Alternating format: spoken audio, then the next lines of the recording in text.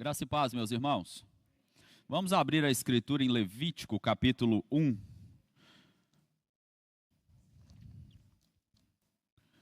Levítico, capítulo 1. Farei a leitura de todo este capítulo para a nossa exposição nessa manhã.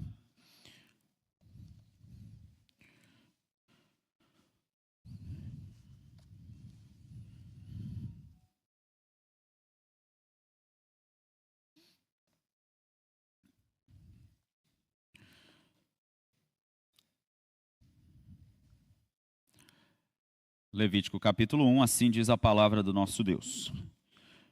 Chamou o Senhor a Moisés e da tenda da congregação lhe disse: Fala aos filhos de Israel e diz-lhes: Quando algum de vós trouxer oferta ao Senhor, trareis a vossa oferta de gado, de rebanho ou de gado miúdo.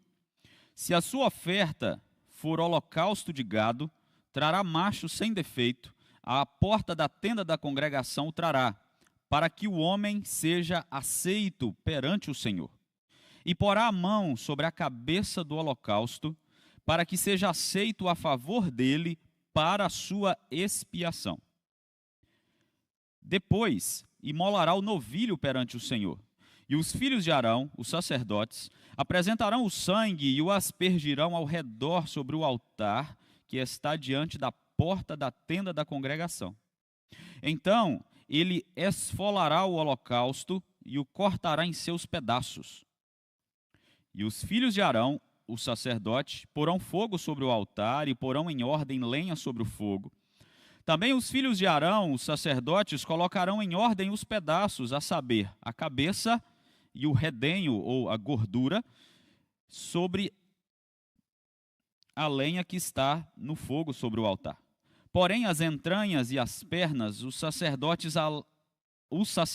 as lavará com água e queimará tudo isso sobre o altar. É holocausto, oferta queimada de aroma agradável ao Senhor. Se a sua oferta for de gado miúdo, de carneiros ou de cabritos, para holocausto, trará macho sem defeito, e o imolará ao lado do altar, para o lado norte, perante o Senhor. E os filhos de Arão, os sacerdotes, aspergirão seu sangue em redor sobre o altar. Depois ele o cortará em seus pedaços, como também a sua cabeça e o seu redenho, e o sacerdote os porá em ordem sobre a lenha que está no fogo sobre o altar. Porém, as entranhas e as pernas serão lavadas com água, e o sacerdote oferecerá tudo isso e o queimará sobre o altar. É holocausto, oferta queimada, de aroma agradável ao Senhor. Se a sua oferta ao Senhor for holocausto de aves, trará a sua oferta de rolas ou de pombinhos, e o sacerdote a trará ao altar e com a unha lhe destroncará a cabeça, sem a separar do pescoço, e a queimará sobre o altar. O seu sangue ele o fará correr na parede do altar. Tirará o papo com suas penas e o lançará junto ao altar para o lado oriental, no lugar da cinza. Rasgá-la-á pelas asas, porém não a partirá. O sacerdote a queimará sobre o altar, em cima da lenha que está no fogo. É holocausto, oferta queimada, de aroma agradável ao Senhor. Oremos. Santíssimo Deus e eterno Pai, nós te louvamos, ó Deus, por este momento em que cultuamos ao Senhor. Rogamos que receba toda a nossa oferta de adoração, de louvor, de gratidão, dos nossos lábios, do nosso ser, que seja de aroma agradável diante da presença do Senhor. Agora, ó Deus, continua a falar com a tua igreja por meio da exposição da tua palavra. Que o teu Santo Espírito nos dirija nessa hora, é o que pedimos em nome de Jesus. Amém. Consagração, irmãos, é um ato de dedicar-se totalmente a Deus. Muitas vezes nós entendemos ou pensamos em consagração mais como uma declaração ou uma oração ou um cântico em que nós dizemos para Deus: Senhor, eu consagro todo o meu ser a Ti, e por aí vai. Porém, consagração, de acordo com a Escritura, tem a ver com atos que externalizam isso, que mostram que, de fato, nós somos consagrados ao Senhor. O que nós temos no capítulo 1 de Levítico é este ato externalizado de consagração ao Senhor. envolve a expiação, o perdão de pecados, porque obviamente sem perdão não é possível que haja consagração do adorador a Deus. E o primeiro capítulo vai tratar sobre isso, através de um substituto, e aqui nós temos 3 tipos de substitutos: o boi, ou o carneiro, cabrito, ou então as aves. O adorador poderia se achegar diante de Deus e oferecer ali a sua oferta de holocausto, que inclusive era a primeira oferta a ser oferecida a Deus no tabernáculo, conforme ele estabelece aqui. No verso 1 e 2, Deus então chama Moisés, dá essa prescrição, e eu quero que você preste atenção no verso 2, quando Deus diz assim: quando alguém vier e trouxer a oferta. Aqui nós temos a mesma ideia de quando Jesus vai ensinar a orar, e ele fala: quando você orar. Já pressupõe que o adorador deveria ir na porta da tenda e oferecer holocaustos ao Senhor, pelo perdão dos pecados e pela sua consagração a Deus, de modo que ele fosse aceito pelo Senhor. E aí nós temos no verso 3, esses 3, aliás, no final do verso 2 ainda, né? A descrição desses 3 tipos de animais, começando do mais caro para o mais barato, e a ideia era que todos poderiam se achegar à presença de Deus, tanto aquele que criava o gado, os bois, e ele tinha mais recursos, tanto aquele que era mais pobrezinho, então ele poderia oferecer uma ave pequena. É o caso dos pais de Jesus, lembre-se disso, quando eles vão no templo oferecer sacrifício, eles levam uma ave, porque eles não tinham muitos recursos, e a ideia é essa, começa com isso: todo mundo pode se achegar à presença de Deus, ter os seus pecados perdoados e ser consagrado, ou se consagrar totalmente ao Senhor. Então, diante disso, eu quero pensar nessa manhã com os irmãos no tema consagração total, como que através de um substituto nós somos totalmente consagrados ao Senhor nosso Deus. Antes da exposição, e eu pretendo fazer isso quando julgar necessário, estudando Levítico com os irmãos, eu quero explicar alguma frase, alguma expressão que é muito recorrente no texto e que talvez você não tenha muito entendimento, conhecimento sobre ela, e vai te ajudar. E eu quero explicar o que é holocausto para os irmãos. Holocausto, o texto vai dizer em vários momentos, depois da palavra holocausto, oferta queimada. Mas isso também não expressa plenamente o que significa holocausto. Holocausto eram aquelas ofertas que antes mesmo do tabernáculo existir já eram realizadas pelo povo de Deus. Se você olhar em Gênesis capítulo 8, Noé oferece num altar provisório holocaustos ao Senhor, e o Senhor aspira como aroma suave aquele cheiro daquela gordura, daquela carne queimando, e isso é agradável ao Senhor. A ideia de holocausto tem a ver com aquele que se eleva à presença de Deus, tá? É isso que significa holocausto. Como que funciona isso no culto do Antigo Testamento? O animal é queimado e juntamente com aquela queima sobe aquela fumaça ao céu, e de maneira tipológica aquela fumaça ela vai à presença de Deus, e Deus aspira como aroma agradável, como cheiro suave à sua presença, e através daquele sacrifício ele recebe o adorador, ele aceita o adorador na sua presença. Então toda vez que você ver a palavra holocausto, lembre-se disso. Está relacionada à queima do animal e aquela fumaça que sobe ao céu, e Deus se agrada disso, recebendo o pecador na sua presença. Holocausto, aquele que se acende ou se eleva à presença de Deus através do sacrifício. Voltando para a exposição, como que nós temos consagração total? A primeira coisa que o texto nos apresenta é a preparação para isso. Tanto no verso 3, como no verso 10, como no verso 14, dentro das 3 maneiras de se oferecer oferta de holocausto, tem uma preparação para isso. É claro que o das aves é muito mais simples, né? Porque é uma ave pequena e tal, mas do gado, dos bois e dos carneiros é bem similar àquilo que deveria ser feito. O adorador deveria ir lá no seu rebanho, pegar um animal daquele e inspecioná-lo para ver se ele tinha algum defeito. O texto diz macho sem defeito. Então ele deveria avaliar se ele estava manco, se ele estava com algum machucado, se ele tinha alguma parte quebrada, se ele tinha alguma deficiência. E aí depois dele mesmo inspecionar, ele ia com aquele animal até a porta da tenda, apresentava ao sacerdote, o sacerdote fazia aquela inspeção também, e ali ele estando perfeito, ele estava habilitado para continuar com o sacrifício. Por que tinha que ser um macho?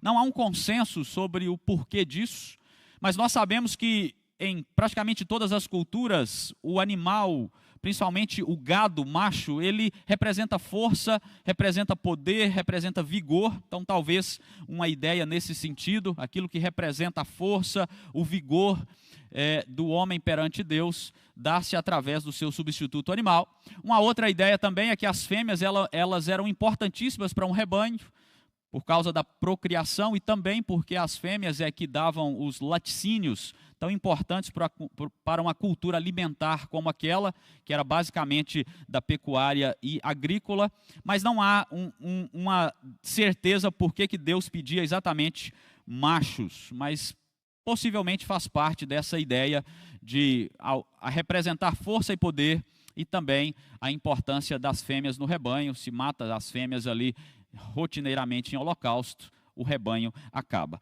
Tinha que ser sem defeito, porque para Deus tudo tem que ser perfeito, tudo tem que ser sem defeito. Para Deus a oferta, ela tem que ser uma oferta que custe algo ao adorador.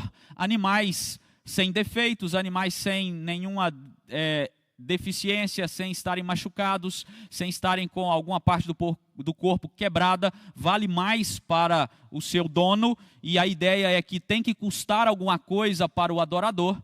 E também o fato de ser sem defeito apontava para Jesus Cristo, nosso real substituto, que é o homem perfeito, que é o varão perfeito, que se apresenta diante do Senhor nos substituindo. E eu quero que você preste atenção na expressão do verso 3, que diz o seguinte: para que o homem seja aceito perante o Senhor. A ideia de aceito é que Deus tenha prazer no homem, para que Deus tenha deleite no homem. Meus irmãos, essa expressão ela é muito importante, porque o homem ele vai se apresentar diante de Deus e ele é pecador, ele está separado da comunhão com o Senhor, mas através daquele sacrifício que Deus ordenara a maneira de fazer para que ele recebesse o adorador, o texto diz, ele tem aceite, ele tem o prazer, o deleite no adorador através daquela oferta e da maneira que estava fazendo, porque ele estava obedecendo ao Senhor na sua recomendação. Então eu quero que nós pensemos algumas coisas dessa preparação para a nossa vida, como que isso tem a ver conosco hoje, uma vez que nós não oferecemos gados aqui, não existe nem um altar, nem o fogo do holocausto, nada dessa maneira, mas os princípios que estão contidos aqui naquilo que nós devemos nos preparar para nos consagrar totalmente ao Senhor, continuam válidos para nós, povo de Deus. Deus continua querendo o melhor na nossa adoração, isso é fato. Deus, ele sempre exigiu do homem que o homem dê o seu melhor para ele. Aqui eram gados sem defeito, animais sem defeitos. Agora ele nos chama a viver um culto em verdade e em espírito, buscando o nosso melhor. Você sabe que nem aqueles animais eram totalmente perfeitos, obviamente, porque eles apontavam para Cristo.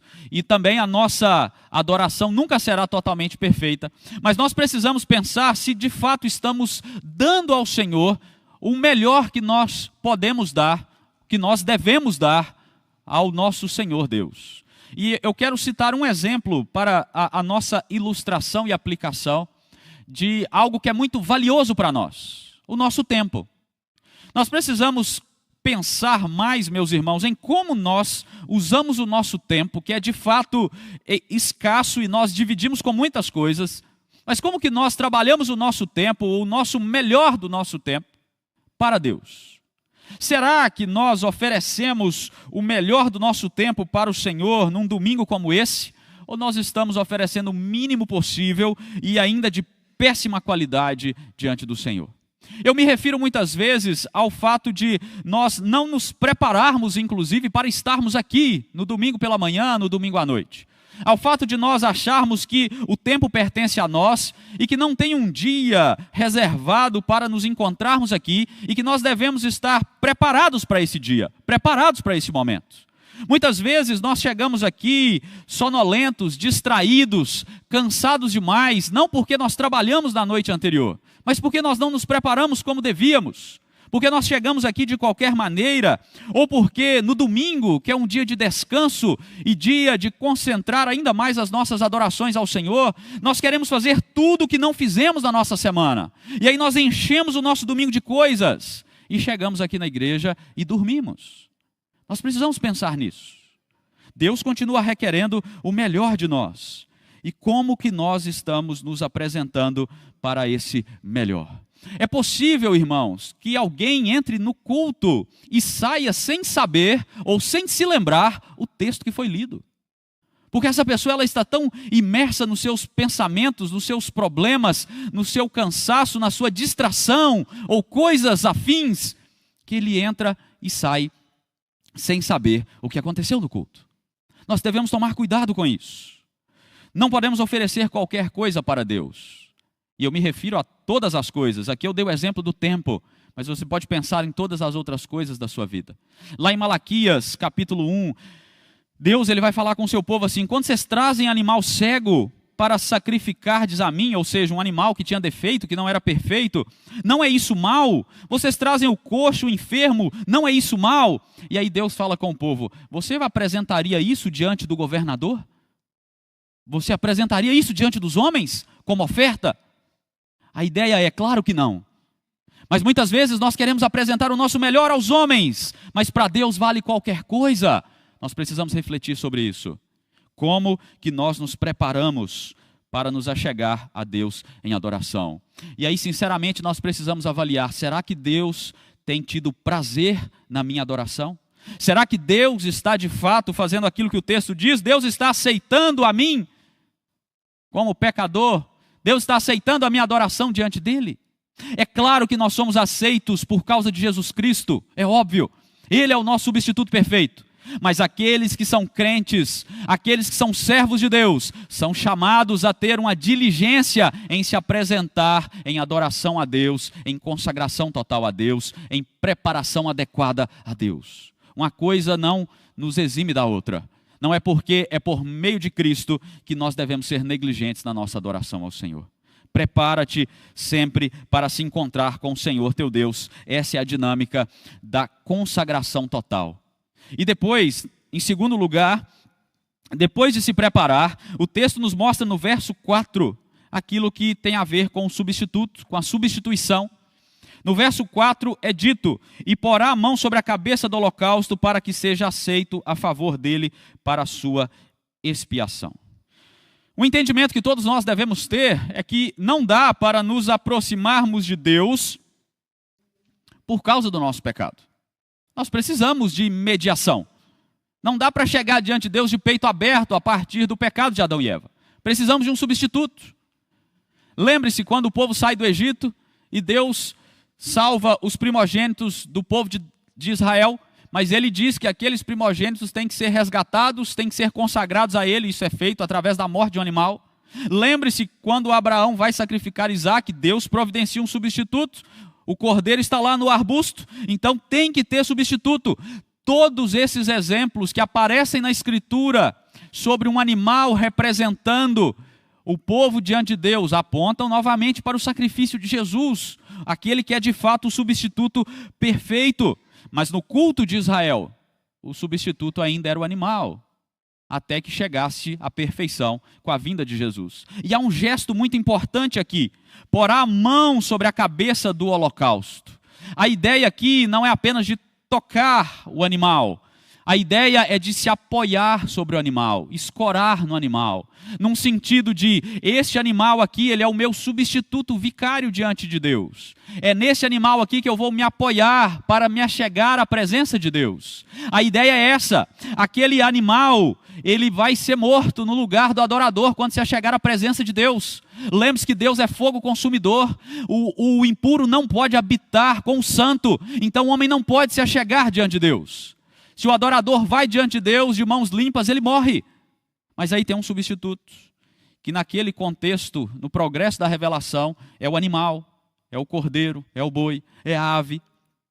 E ali diante de Deus, aquele animal, ele representa, ele substitui o homem, e o homem é aceito diante de Deus por causa daquela oferta.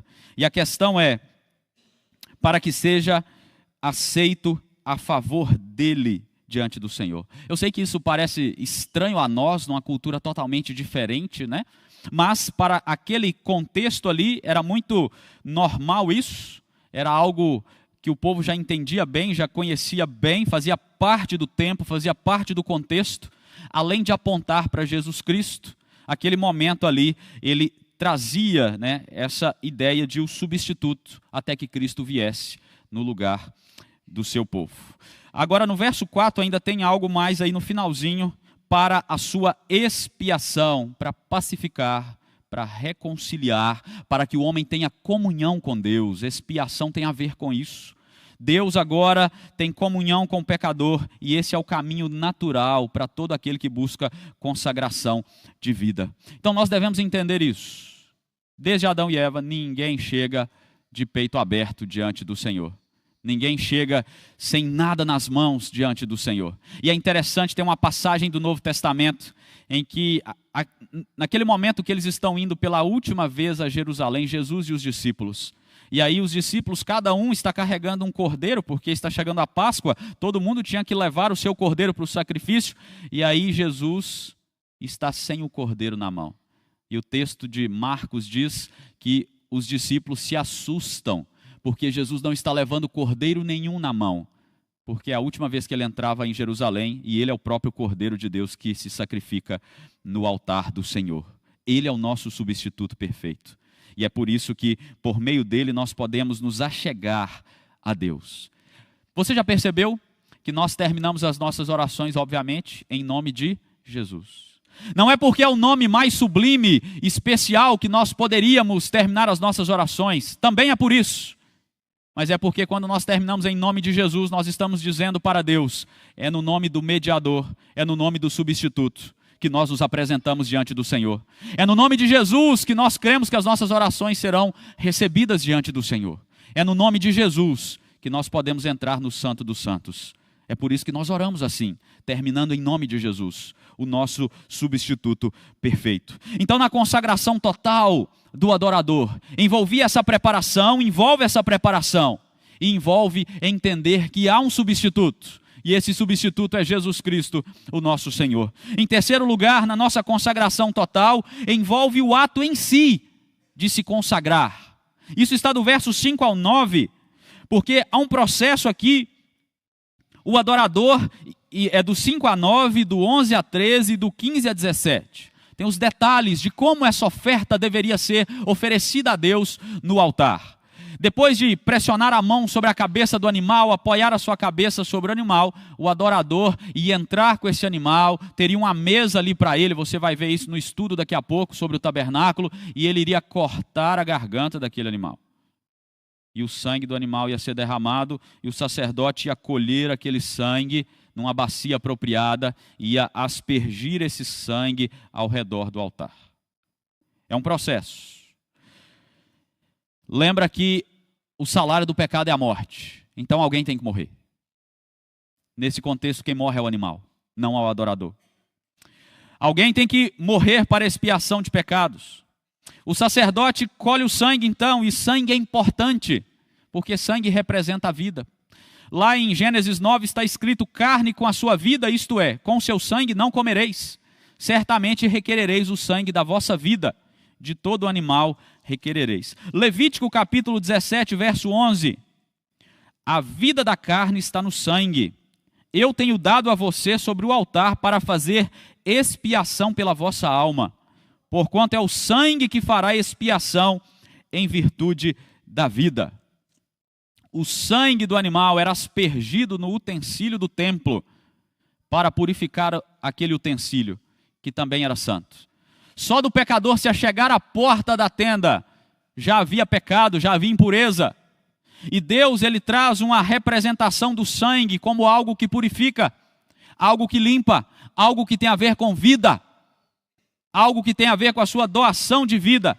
E aqui, obviamente, há uma clara relação com a obra de Jesus Cristo, com o seu sangue derramado, como a oferta de um inocente em substituição da vida contaminada pelo pecado.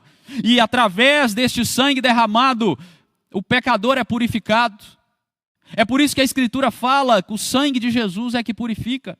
É por isso que a Escritura nos informa que ao derramar o seu sangue há expiação de pecados. Porque aqui na tipologia do Antigo Testamento já estava claro como deveria ser a morte do substituto perfeito, derramando o seu sangue em favor de pecadores.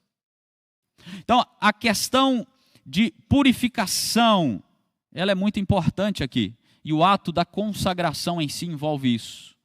Matar o animal, purificar-se com sangue. Eu sei que isso é estranho para o novo convertido, para quem é visitante, né? Sangue purificar, mas não entenda de maneira literal, né? Passar o sangue aqui vai sujar, mas no sentido tipológico em que a Escritura apresenta. O sangue, ele sempre representa vida. Então é ele que expia pecado diante da santidade de Deus, é ele que purifica. E é por isso que o sangue de Jesus Cristo é que purifica. Veja o verso 6. Então ele esfolará o holocausto, vai arrancar o couro do holocausto e o cortará em seus pedaços. Continuando com o processo aqui. O couro ficava com o levita, tá? Como espólio ali do seu trabalho.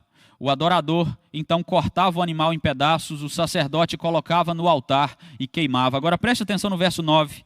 Porém, as entranhas e as pernas, o sacerdote as lavará com água. Tem uma bacia lá de purificação de bronze. Nessa bacia precisa lavar. Por quê? Porque as entranhas e as pernas tinham os excrementos, tinham as fezes do animal. Isso também era impuro. Isso também não poderia se achegar à presença de Deus para ser queimado. Então lava primeiro e aí depois isso faz parte da consagração. Então veja, tem um processo acontecendo aqui nesse ato de consagração.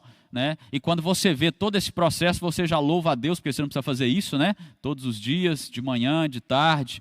Só que entenda, como dizia um dos nossos professores do IBEL, não é uma carnificina que está acontecendo aqui, tá? É um negócio organizado.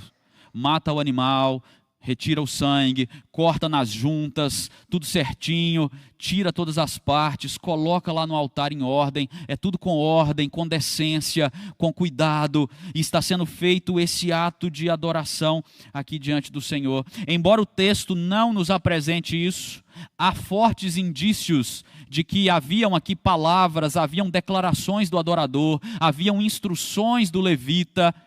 Depois, quando tem o templo, provavelmente alguns salmos eram cantados enquanto essa oferta era feita.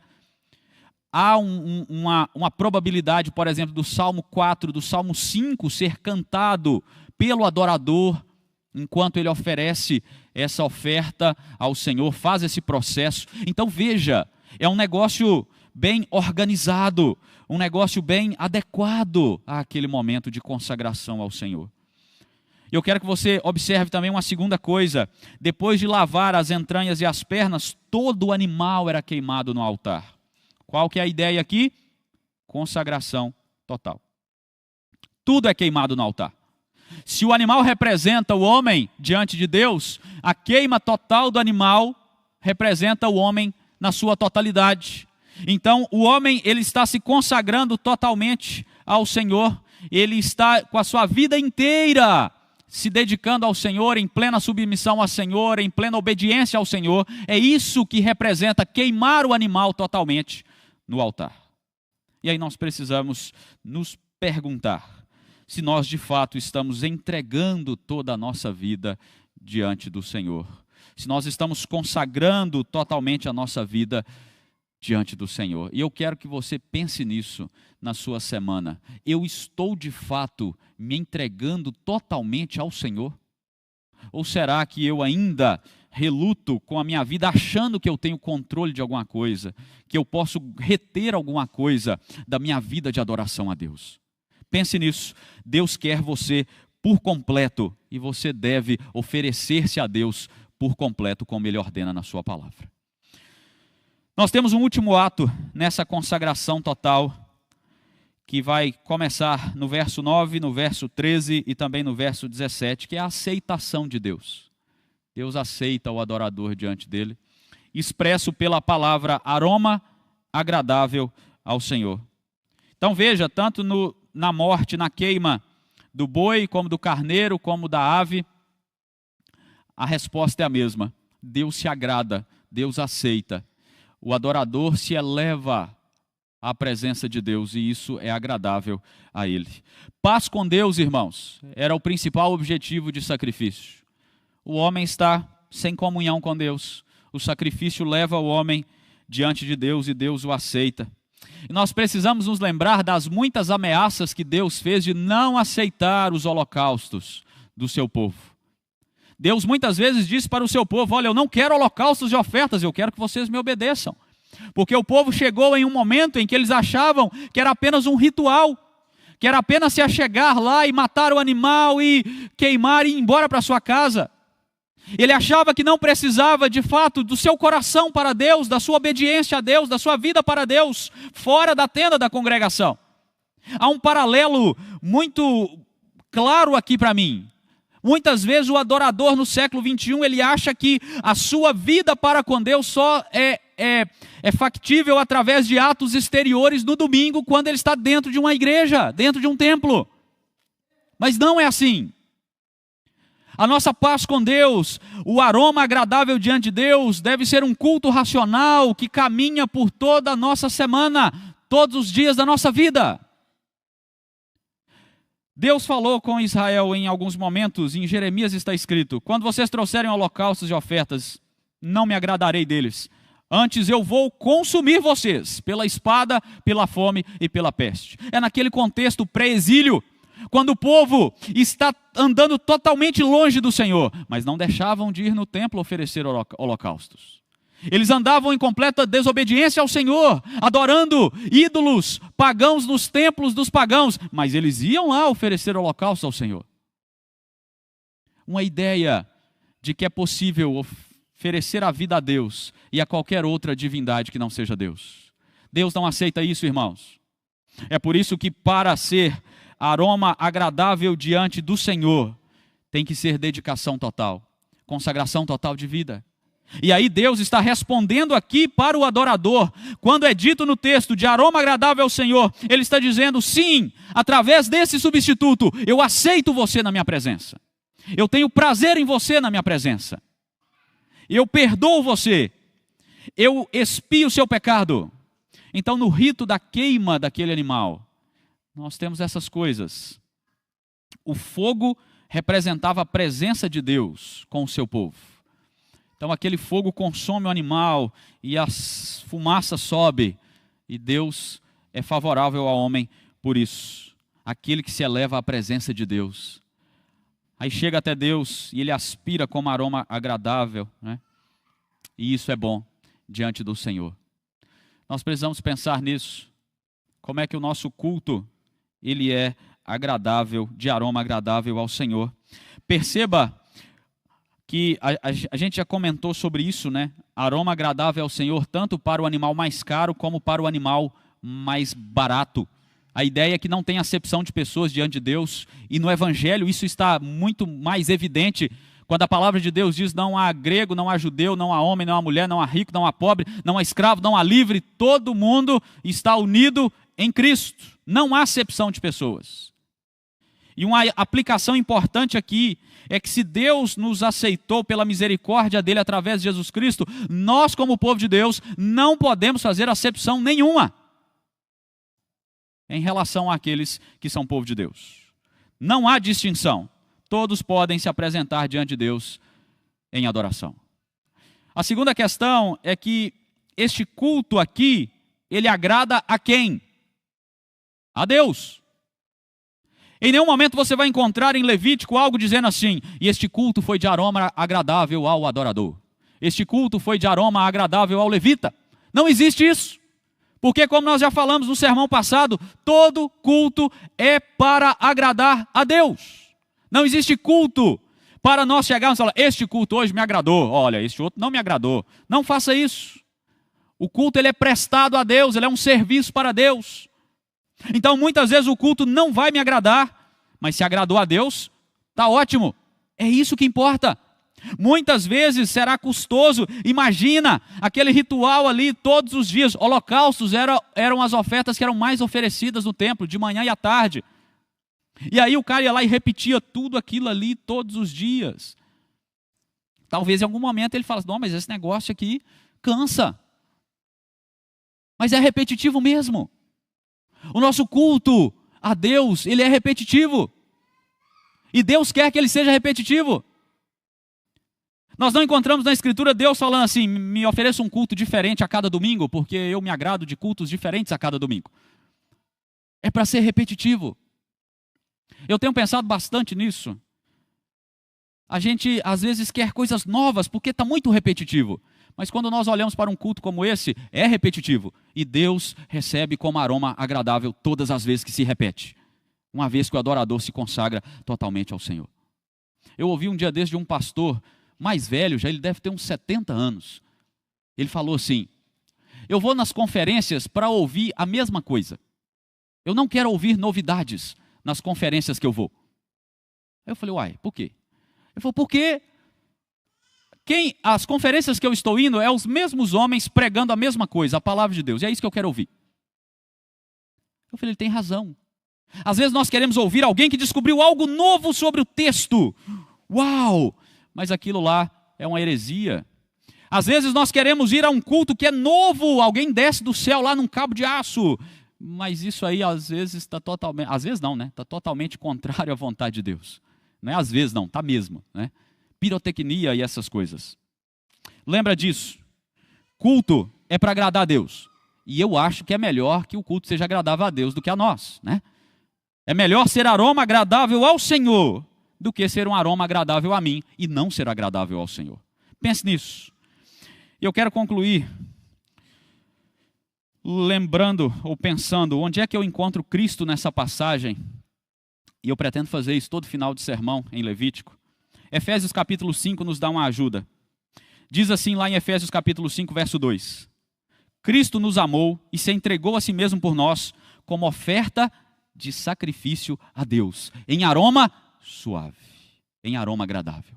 A mesma expressão de Levítico está dizendo Paulo sobre Jesus, porque Ele é o nosso sacrifício, Ele é o holocausto perfeito, Ele é o substituto perfeito, é o sangue dele derramado que nos purifica de todo pecado, é Jesus Cristo que se consagra totalmente e perfeitamente naquela cruz, e é por meio dele que nós somos aceitos diante do Pai, é por meio de Jesus que nós nos achegamos, é nele que nós nos apoiamos, pressionamos o nosso corpo para que os nossos pecados sejam expiados, é por meio de Jesus que nós nos achegamos e Deus se agrada de nós com um aroma suave do seu sacrifício. Não do nosso, mas do sacrifício de Jesus.